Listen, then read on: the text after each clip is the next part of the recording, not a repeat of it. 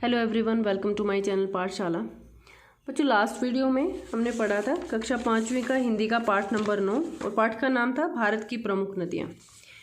इस पाठ को पढ़ने से हमें भारत की बहुत सी या फिर विभिन्न प्रकार की नदियों की हमें जानकारी मिली थी। आज इस वीडियो में करेंगे इस पाठ का अभ्यास कार्य। अभ्यास कार्य में सबसे पहले दिया गया है पाठ से में श्रुत लेख एवं उच्चारण अभ्यास के लिए कुछ शब्द दिए गए हैं। वो शब्द हैं सरस्वती, पौराणिक, पृथ्वी, टेढ़ी मेढ़ी, ब्रह्मगिरी, दक्षिण, कृष्णा और सतपुड़ा। नेक्स्ट जो क्वेश्चन है बच्चों वो है मुख से, यानी कि मौखिक रूप से कुछ प्रश्न पूछे गए हैं। इसमें पहला प्रश्न है, भारत में नदियों को कैसा माना जाता है? भारत में नदियों को पवित्र और पूज्य माना जाता है। ख जो प्रश्न है, हिमालय से निकलने वाली किन्हीं दो नदियों के नाम बताइए। हिमालय से निकलने वाली जो दो नदियों के किन्हीं दो के ही नाम आपको लिखने हैं, पर मैंने यहाँ पर 3 लिखवाए हैं, सिंधु, गंगा और ब्रह्मपुत्र।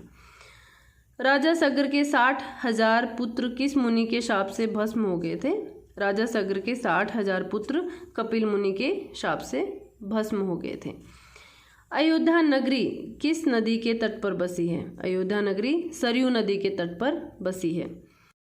जो ड प्रश्न है बच्चों वो है, किस नदी को भारत की राइन नदी माना जाता है? किस नदी को भारत की राइन नदी माना जाता है? दामोदर नदी को भारत की राइन नदी माना जाता है, क्योंकि जिस प्रकार पश्चिमी जर्मनी की राइन नदी में कोयला पाया जाता है, उसी प्रकार भारत की दामोदर नदी में भी कोयला पाया जाता है और इसी समानता के कारण भारत की दामोदर नदी को राइन नदी कहा जाता है या माना जाता है।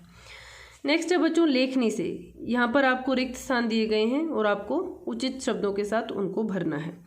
क जो रिक्त स्थान है बच्चों वो है, नदियों के किनारे बहुत से डैश मेले और उत्सव मनाए जाते हैं। नदियों के किनारे बहुत से त्योहार आएगा आंसर में, मेले और उत्सव मनाए जाते हैं।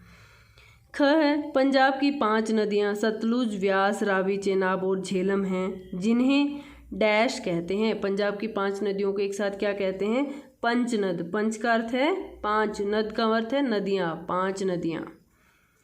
ग जो रिक्त स्थान है बच्चों, गंगा के डैश और राम गंगा, गोमती, घाघरा, गंडक, कोसी और महानदी बहती हैं। गंगा के बाईं ओर, ठीक है, गंगा के बाईं ओर राम गंगा, गोमती, घाघरा, गंडक, कोसी और महानदी बहती हैं।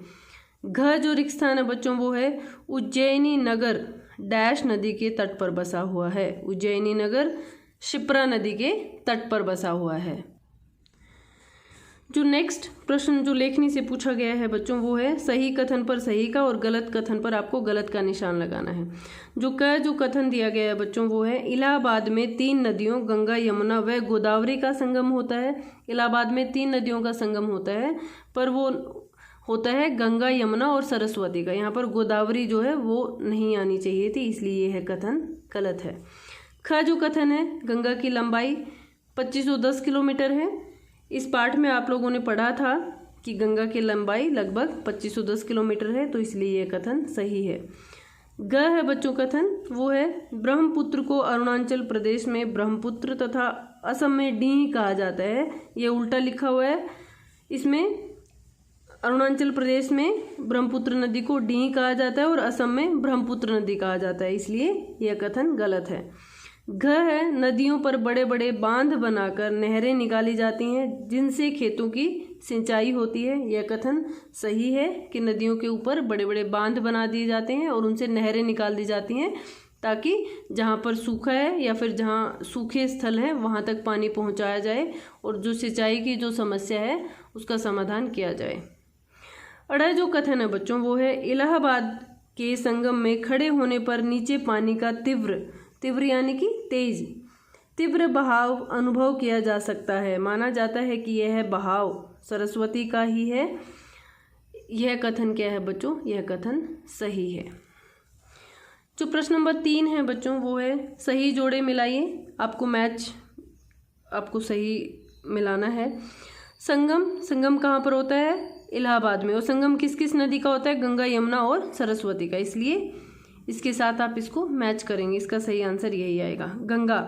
गंगा को धरती पर कौन लेके आए थे? राजा भागीरथ, और इसी वजह से गंगा का एक नाम भागीरथी भी है, तो इसलिए गंगा और राजा भागीरथ को मिला देंगे। नेक्स्ट है बच्चों ब्रह्मपुत्र की लंबाई कितनी है? लगभग 2900 मीटर है।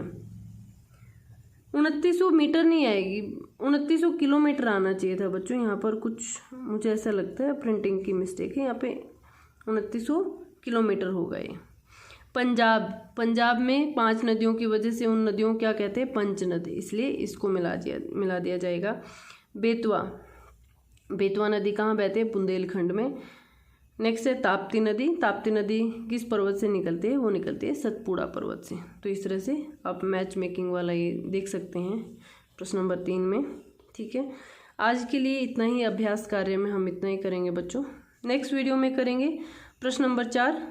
प्रश्न नंबर 4 जो है वो है निम्नलिखित प्रश्नों के उत्तर एक शब्द या एक वाक्य में दीजिए, और प्रश्न नंबर 5 जो है वो नेक्स्ट वीडियो में करेंगे।